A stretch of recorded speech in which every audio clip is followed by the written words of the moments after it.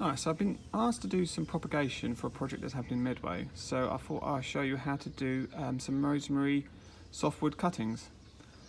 Today we're going to do tip cuttings, and the reason why we do tip cuttings is because at this time of year all the hormones and growth is happening at the tips of these plants. They're full of great growth hormones that's going to assist us with the propagation and converting them and allowing them to grow some roots.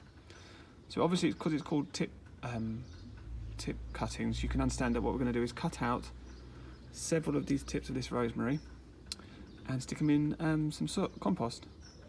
Now, to know where you want to do your cuttings from, little tip is just to bend it down. You're looking for the softwood moment, so you can see it just sort of bends naturally at this point. So I'm going to do cuttings about an inch below, all around these, and collect them up.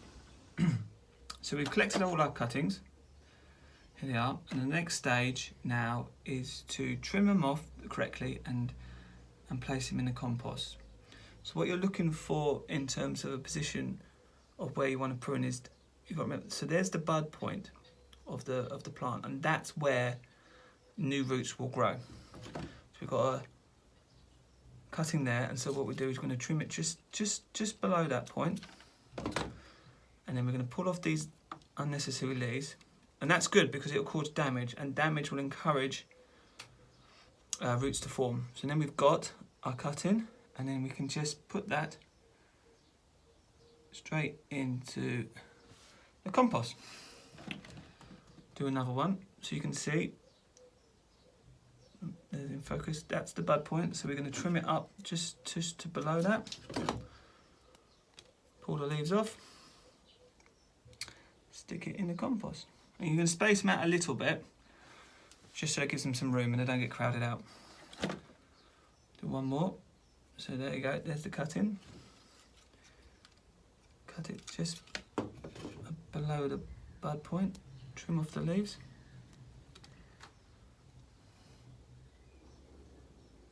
And stick it in. And I'll do that for the whole tray.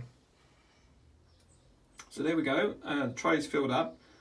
Now the trick with any sort of propagation is it's a balancing act between keeping the cuttings moist because they don't have any roots, and then getting too wet and therefore the base rots.